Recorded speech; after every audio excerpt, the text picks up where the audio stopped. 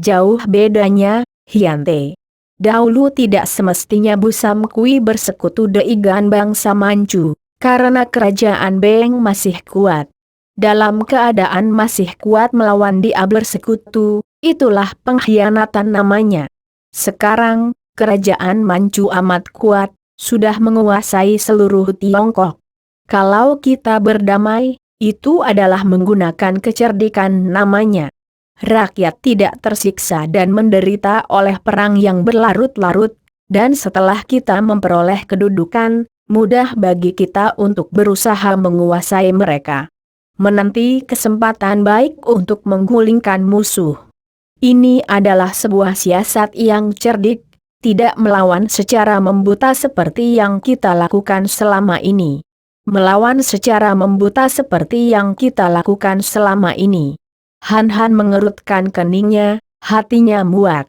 Kalau dipikir mendalam, semua itu sama saja. Permainan orang-orang besar yang bercita-cita mencapai kedudukan setinggi-tingginya bagi mereka sendiri. Tiba-tiba ia mengangkat muka, memandang wajah tiga orang itu berganti-ganti dengan pandang mata tajam.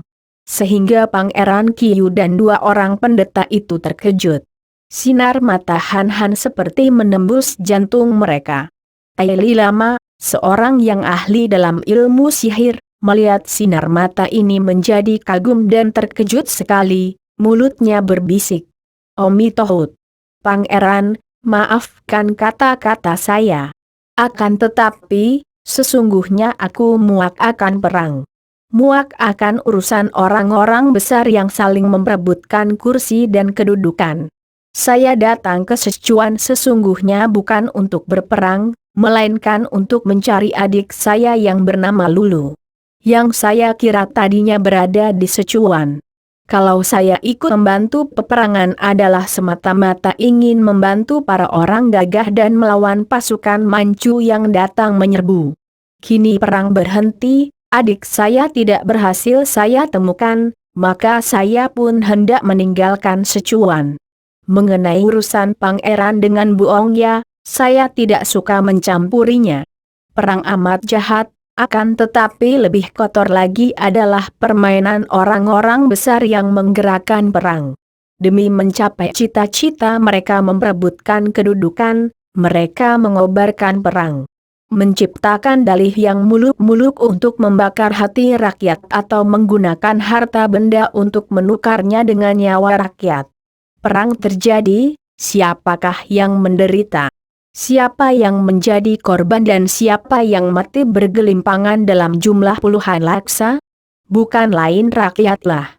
Kalau menang, bukan rakyat yang mengecap nikmat kemenangannya, melainkan orang-orang besar pengejar cita-cita pribadi berkedok demi rakyat itulah yang berpesta pora, mabuk kemenangan. Kalau kalah, rakyat yang mati tetap mati, akan tetapi orang-orang besar itu dapat melarikan diri jauh dari tempat perang membawa harta bendanya. Atau kalau ditawan pun dapat menjadi sekutu yang menang dan memperoleh kedudukan pula. Sungguh pun tidak setinggi seperti kalau menang. Sungguh menyedihkan namun menjadi kenyataan selama sejarah berkembang. Perang adalah permainan orang-orang besar yang mempermainkan rakyat demi tercapainya cita-cita mereka. Kalau kalah mereka, orang-orang besar itu lebih dulu melarikan diri karena memang tempatnya selalu di belakang. Sebaliknya kalau menang mereka pula lah yang lebih dulu lari ke depan saling memperebutkan pahala dan jasa. Han bicara penuh semangat dan memang di dalam hatinya ia merasa prihatin sekali setelah mengalami bermacam hal sebagai akibat perang. Dia telah melihat rakyat yang melarikan diri mengungsi akibat perang, kehilangan semua miliknya yang tidak seberapa. Bahkan banyak yang kehilangan nyawa keluarga dan nyawa sendiri, dikejar-kejar tentara Manchu, diperkosa, disiksa, dibunuh. Dan orang-orang besar seperti Pangeran Kiyu ini dan banyak lagi, enak-enak di Sichuan. Di gedung besar sama sekali aman daripada penderitaan rakyat kecil, namun masih bicara tentang perjuangan.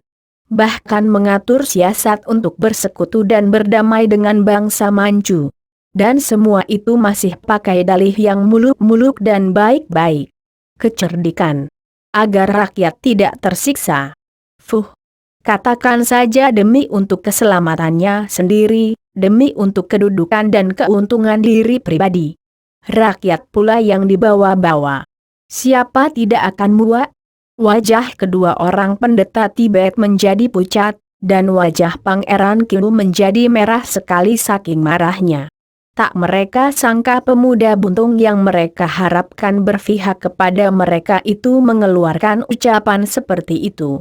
Ucapan seorang pengkhianat pula. Bagi mereka, tentu saja segala perbuatan mereka yang lalu, yang sedang berjalan, maupun yang akan datang kesemuanya adalah baik dan benar belaka. Sumahan, berani engkau bicara seperti ini? Pangeran Kiu hampir tak dapat menahan kemarahannya, akan tetapi Tian Tok Lama cepat berkata, Pangeran, harap suka memaafkan ucapan Sumatai Hiap. Dia masih muda, darahnya masih panas, tentu saja pandangannya pun dangkal. Betapapun juga, harus diingat bahwa dia telah berjasa. Biarlah penawaran pangeran tadi dia pikirkan masak-masak, dan setelah pikirannya tenang, tentu dia akan berpendapat lain. Kemudian pendeta gendut ini berdiri menjura kepada Han Han sambil berkata, Sumatai Hiap, Pinceng harap Tai Hiap suka pulang dulu. Dan kami berharap dalam waktu 3 hari Tai Hiap suka mempertimbangkan apa yang kita bicarakan di sini sekarang ini. Di samping itu, Pinceng pun akan membantu Tai Hiap mencari dan menyelidiki tentang adik Tai Hiap yang bernama Nona Lulu itu. Han Han sadar bahwa ucapannya yang terdorong hati penasaran tadi membikin marah Pangeran Kiu.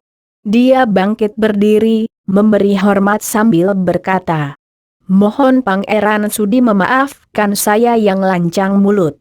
Ia lalu mengundurkan diri dan pergi meninggalkan gedung Pangeran Kiu. 2 hari kemudian, ketika Han Han sedang termenung menyendiri, telinganya menangkap gerakan orang di sebelah belakang. Dia tahu bahwa yang datang adalah orang yang memiliki ginkang tinggi, akan tetapi dia diam saja, menoleh pun tidak. Sumatai Hiap. Han Han baru menoleh dan melihat Tian Tok Lama telah berdiri di belakangnya. Cepat ia memberi hormat dan berkata, Sepagi ini Lo Suhu sudah datang menemui saya, ada keperluan apakah? Tian Tok Lama tertawa. Kabar baik, Tai Hiap. Kabar baik sekali. Pinceng sudah dapat menemukan adik Tai Hiap. Seketika wajah Han Han berseri, dadanya berdebar tegang. Lo Suhu. Di mana dia? Benarkah Lo Suhu bertemu dengan Lulu? Ah, terima kasih kepada Tian yang Maha Kasih. Adikku masih hidup, Lo Suhu, di mana dia? Tian Tok Lama memperlebar senyumnya, diam-diam ia kasihan kepada pemuda ini, kemudian ia menggerak-gerakkan telunjuknya seperti menegur kepada Han Han. Tai Hiap, setelah Pinceng mengetahui keadaanmu, mendengar siapa adanya adikmu, sungguh Pinceng merasa makin kagum dan terharu. Mengertilah Pinceng, mengapa Tai Hiap demikian membenci perang, akan tetapi Pinceng kagum bahwa pendirian Tai Hiap tetap teguh tak terpengaruh keadaan. Kiranya adik Tai Hiap adalah seorang putri Manchu. Kalau tadinya Han Han masih curiga dan ragu-ragu apakah benar-benar pendeta Tibet ini tahu di mana adanya Lulu, kini keraguannya menghilang dan ia bertanya dengan suara mendesak. Lo Suhu, setelah Lo Suhu datang menjumpaiku dan mengabarkan tentang Lulu, harap jangan menyiksa perasaanku dan katakanlah, di mana dia? Dia belum lama datang bersama pasukan yang dipimpin oleh Putri Nirahai. Dia adalah seorang panglima Manchu, Tai Hiap. Han Han membelalakan matanya. Tidak mungkin, tidak mungkin. Pendeta itu memandang tajam. Mengapa, Tai Hiap?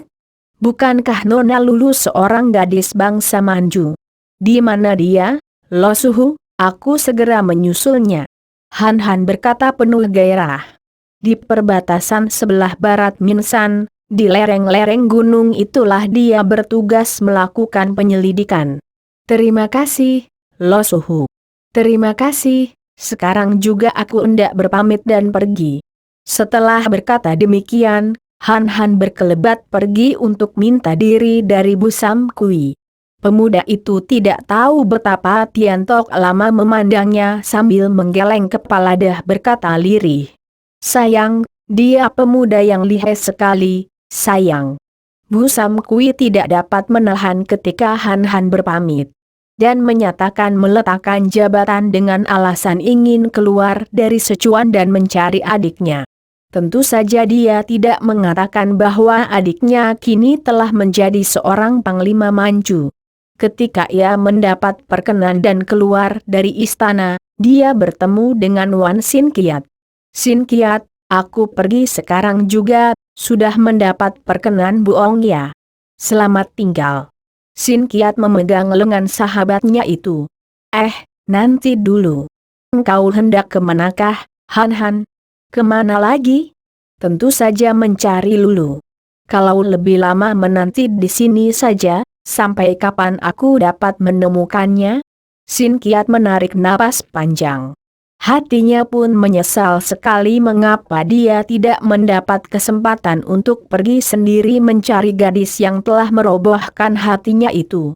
Aku pun akan minta izin dari Ong Ya untuk membantumu mencarinya.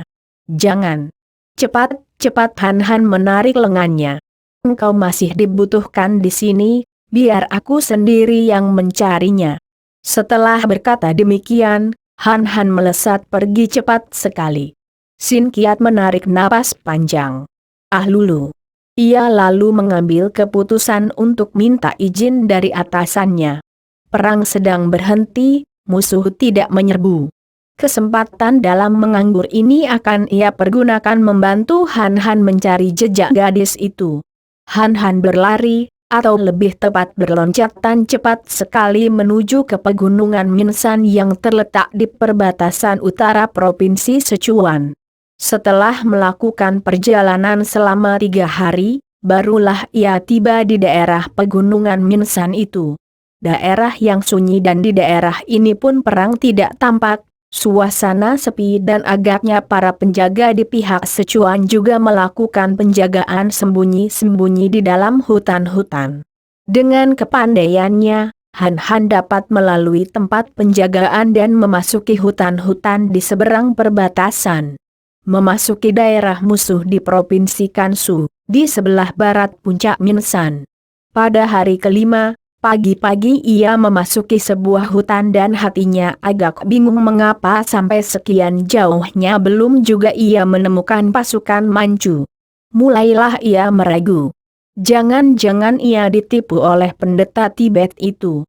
Han Han mengusap pelur di dahinya dengan ujung lengan baju, beristirahat dan berdiri sambil bersandar pada tongkatnya.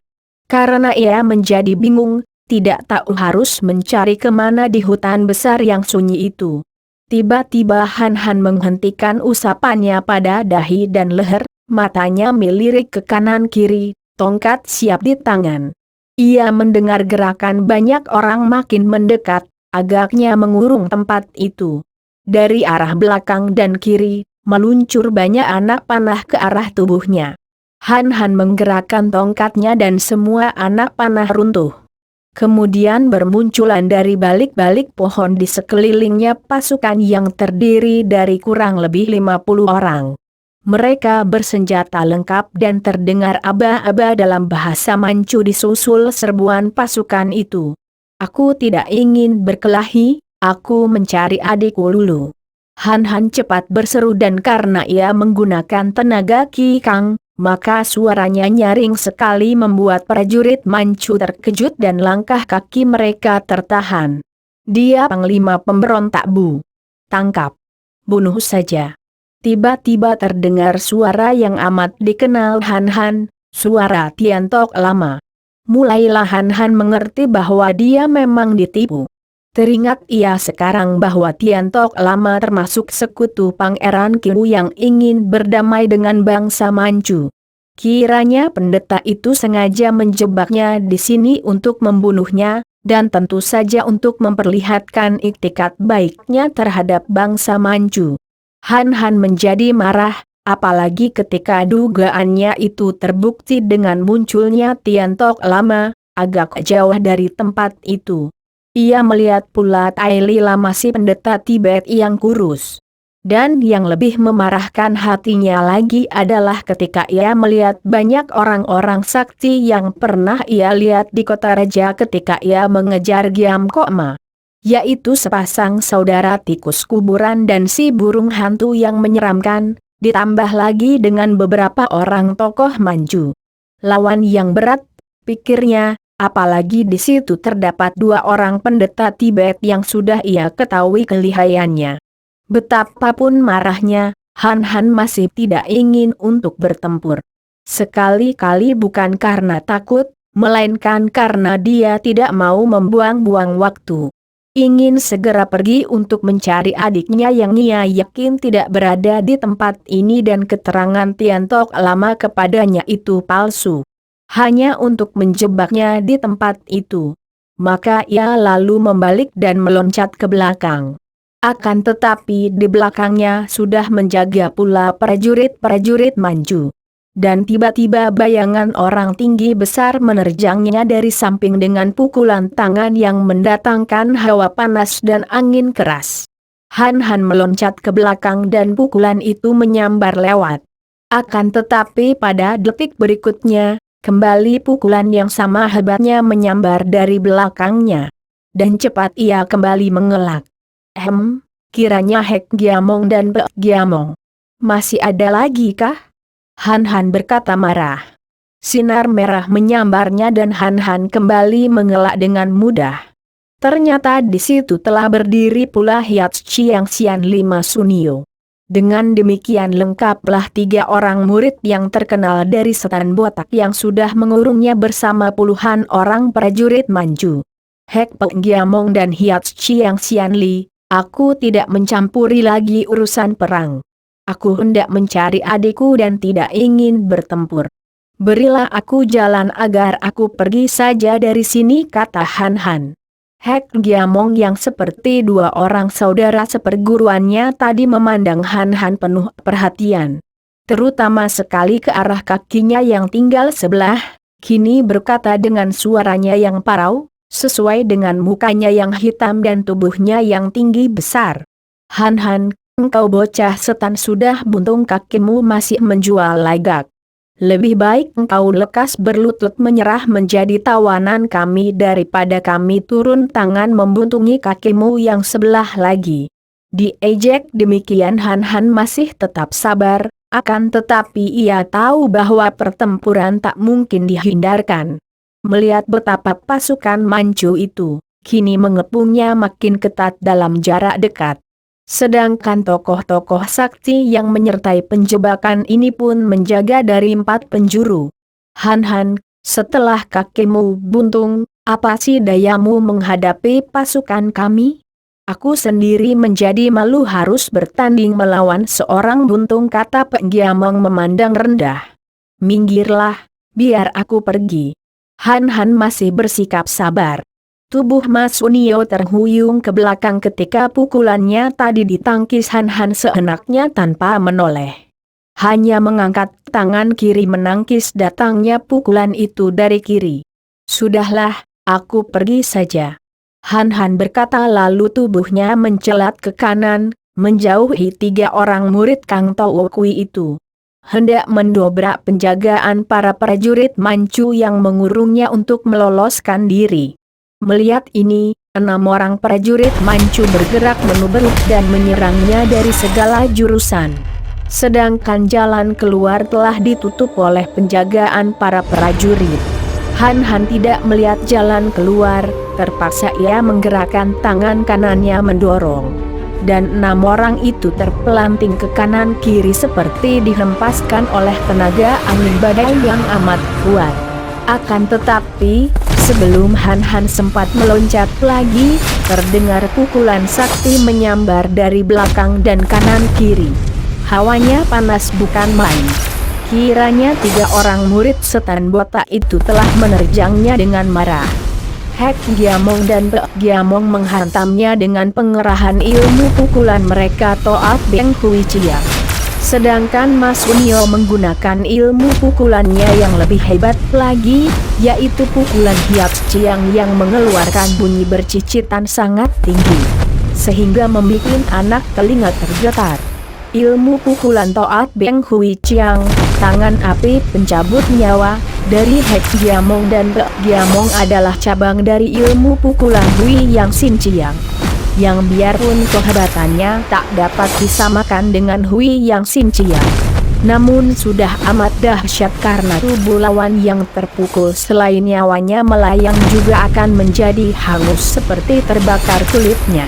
Akan tetapi Hiat Chiang, tangan merah, dari Mas Unio masih setingkat lebih tinggi lagi daripada Toat Beng Hui Chiang. Sepasang tangan Mas Unio menjadi merah darah kalau ia menggunakan ilmu ini. Dan setiap pukulannya selain mengandung hawa panas melebihi pukulan kedua orang kakek, juga membawa bau amis dan mengeluarkan bunyi mencicit tinggi. Berbeda dengan Toat Beng Hui Chiang yang menghanguskan kulit lawan, pukulan Hiat Chiang ini mengandung racun jahat sekali yang akan meracuni darah lawan hanya oleh hawa pukulan saja. Apalagi kalau sampai bersentuhan atau terkena pukulan tangan merah itu. Namun, betapapun lihai dan mengerikan ilmu pukulan dari ketiga orang murid setan botak ini, bagi Han-Han mereka itu bukan apa-apa. Dia tidak ingin berkelahi, akan tetapi setelah diserang seperti itu, tentu saja dia tidak sabar lagi. Melihat datangnya pukulan dari belakang, kanan dan kiri ini dia mengempi tongkatnya. Kakinya yang tinggal sebuah itu berputar sehingga tubuhnya membalik. Tangan kirinya didorongkan ke arah pukulan Mas Unio yang berbunyi seperti tikus terjepit. Sedangkan tangan kanannya membuat gerakan dorongan memutar, sekaligus menghadapi kedua pukulan Hek Giamong dan Pek Giamong dari depan dan kanan. Des! Hawa pukulan yang panas bertumbuk di udara. Terdengar pekik nyaring dan tubuh 3 orang murid setan botak itu terbanting dan bergulingan sampai beberapa meter jauhnya. Han-Han tidak menyia-nyiakan kesempatan selagi 3 orang lawannya itu bergulingan untuk meloncat dan hendak menerobos kepungan. Akan tetapi para prajurit Manchu yang sudah menghadangnya telah menubruknya dengan tombak dan golok mereka. Menghadapi hujan senjata ini, Han-Han cepat memutar tongkatnya. Terdengar suara nyaring berkerontangan ketika belasan batang tombak dan golok beterbangan terlepas dari tangan para penegangnya. Bahkan banyak di antara senjata-senjata itu yang patah-patah. Setan-setan ganas, minggirlah, beri jalan, aku tidak mau berkelahi. Han-Han membentak, akan tetapi tentu saja suaranya tidak dihiraukan orang dan dari depan menyambar belasan batang anak panah sebagai jawaban bentakannya itu. Benar-benar keparat orang-orang Manchu. Han-Han mulai panas perutnya. Sekali putar saja, tongkatnya telah meruntuhkan semua anak panah. Para prajurit sudah menyerbu lagi. Ada yang menyerang dengan tombak, pedang, atau golok. Akan tetapi banyak pula yang nekat menyerang dengan tangan kosong karena senjatanya telah patah. Mereka menyerang sambil berteriak-teriak, membuat Han-Han makin marah. 4 orang prajurit yang menerjang dari kiri memandang rendah dan merasa girang ketika pemuda buntung itu menyambut terjangan golok mereka dengan tangan kiri yang kosong. Mereka merasa yakin bahwa tentu serbuan mereka sekali ini akan merobohkan atau setidaknya melukai Han-Han. Akan tetapi, tiba-tiba ketika tangan kiri pemuda buntung itu digerakkan seperti orang menampar, hawa yang amat dingin menyambar. Tubuh mereka terpelanting ke atas tanah seperti dibanting dan senjata mereka masih tergenggam. Akan tetapi 4 orang prajurit ini telah menjadi mayat yang darahnya membeku. 6 orang lain yang datang menerjang dari depan dan kiri, disambut dengan tongkat. Demikian cepat gerakan tongkat ini, sedangkan tubuh Han Han tetap tidak berpindah tempat. Hanya berdiri di atas sebelah kaki, tongkat digerakkan ke arah para pengeroyok. Dalam waktu beberapa detik saja 6 orang ini pun roboh dan tewas. Swing! Han Han cepat merendahkan tubuh, membiarkan sinar pedang yang menusuk ke arah tengkuknya itu lewat di atas kepalanya. Tanpa membalikkan tubuh, tongkatnya menyambar ke belakang, ke arah penyerangnya. Terang-terang tampak api berpijar ketika tongkatnya tertangkis oleh 2 batang golok yang digerakkan tenaga kuat.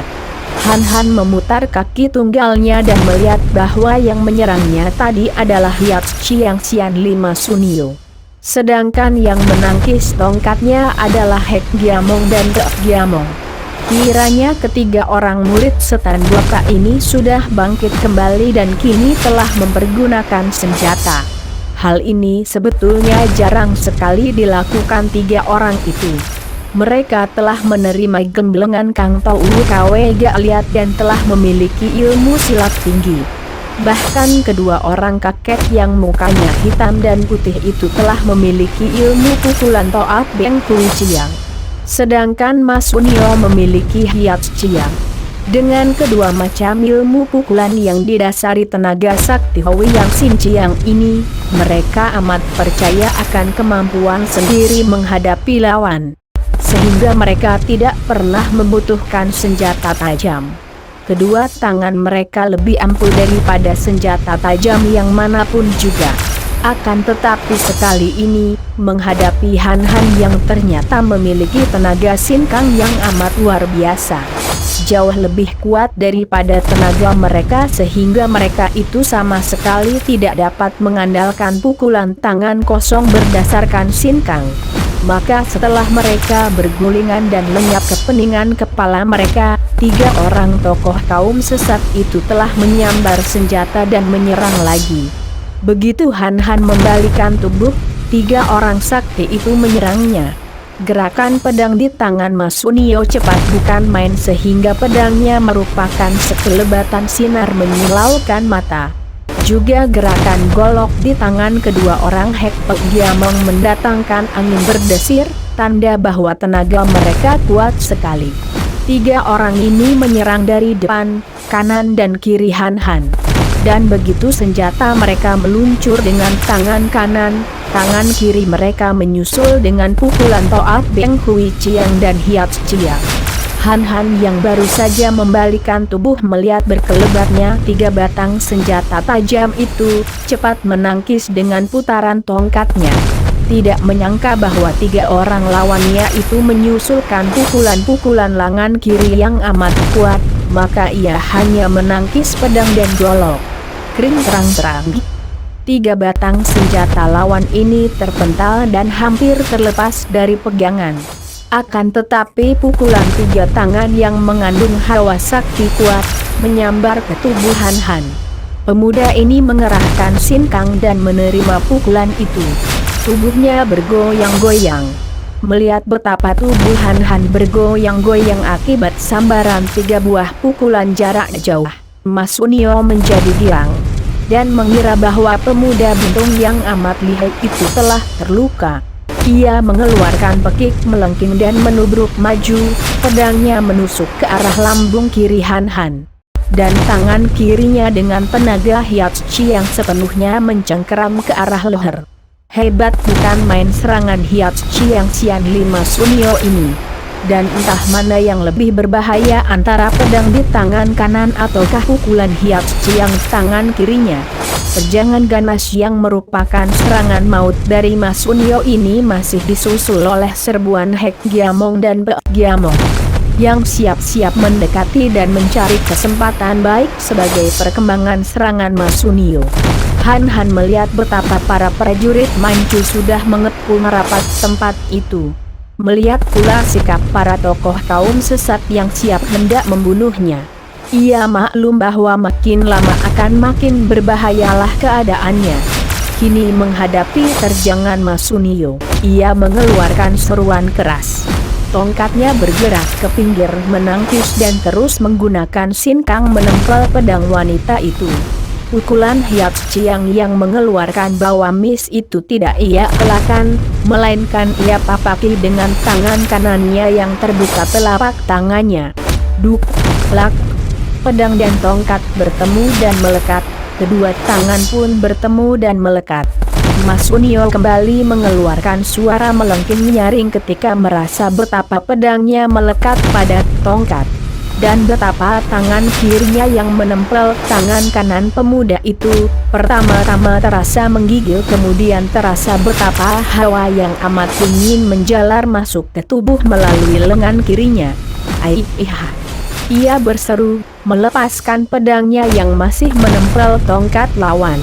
Menggunakan tangan kanannya untuk menghantamkan lagi pukulan Hiat Ciang yang lebih hebat ke arah dada Han Han. Buk! Han Han sengaja menerima pukulan tangan kanan wanita itu dan telapak tangan Mas Unio menempel pada dadanya. Langsung hawa dingin menjalar memasuki lengan kanan wanita itu. Mas Unio mengerahkan sinkang dan berusaha menarik kembali kedua lengannya, namun terlambat. Hawa dingin yang tersalur keluar dari tubuh Han Han adalah inti dari imkang yang dihimpunnya di Pulau Les. Maka hawa dingin yang amat luar biasa itu telah melukai jantung Mas Unio yang seketika menjadi seperti kaku dan membeku. Setan buntung! Bentakan ini keluar dari mulut Pek Giamong. Iblis yang berjuluk Raja Maut Putih ini mencelat maju hendak menolong sumainya. Goloknya menyambar ke tengkuk Han Han dengan kecepatan seperti kilat menyambar. Sedangkan Hek Giamong juga sudah menusukkan goloknya untuk mendodek perut pemuda itu dari kanan. Han Han melepaskan Mas Unio sambil meloncat mundur. Tubuh wanita itu roboh tak bernyawa lagi, roboh seperti patung kayu yang kaku.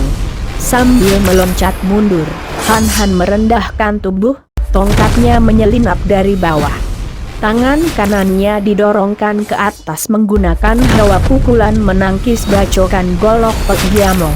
Pek Giamong menjerit ngeri ketika tahu-tahu orang yang dibacok tengkuknya itu sekali mengangkat tangan membuat goloknya tertahan dan tanpa dapat ia elakkan lagi. Tongkat Han Han yang tadi bergerak dari bawah, melemparkan pedang Mas Unio yang tadi menempel di ujung tongkat. Pedang itu meluncur seperti anak panah dari jarak dekat, menembus perut Pek Giamong sampai ke punggung. Pek Giamong membelalakan mata melihat ke perutnya. Kemudian dengan kedua tangannya ia mencabut pedang itu dan berbareng dengan menyemburnya darah dari perut dan punggungnya.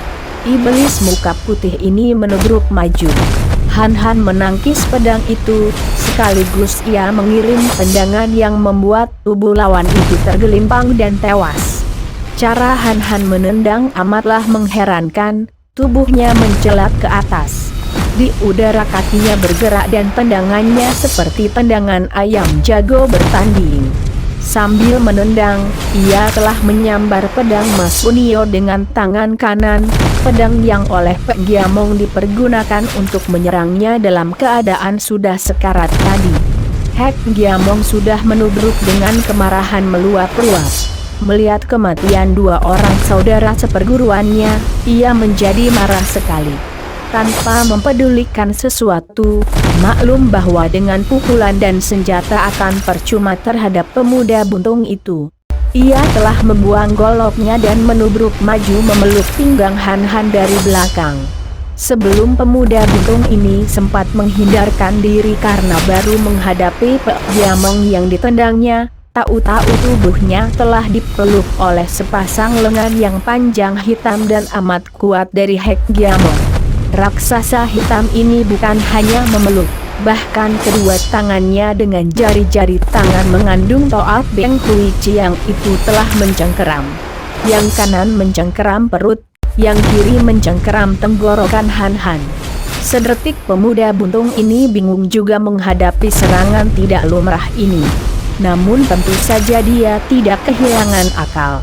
Mula-mula, tubuhnya secara otomatis telah menggerakkan sinkang untuk melindungi perut dan tenggorokannya. Kemudian kakinya dan tongkatnya menekan tanah sehingga tubuhnya mencelat ke atas tinggi sekali. Semua prajurit Manchu dan para tokoh yang menyaksikan pertandingan ini menahan napas. Mereka melihat betapa tubuh Hek Giamong ikut terbawa mencelat ke atas. Dan tampaklah betapa pemuda buntung itu berkali-kali melakukan gerakan jungkir balik seperti kitiran di atas udara, sehingga sukar diikuti pandang mata. Tiba-tiba bayangan yang berputaran itu pecah dua dan melayanglah tubuh Hek Giamong yang terbanting jatuh ke atas tanah dengan suara berdebu. Dan dalam keadaan tak bernyawa lagi, kepalanya pecah oleh pukulan ujung tongkat Han Han.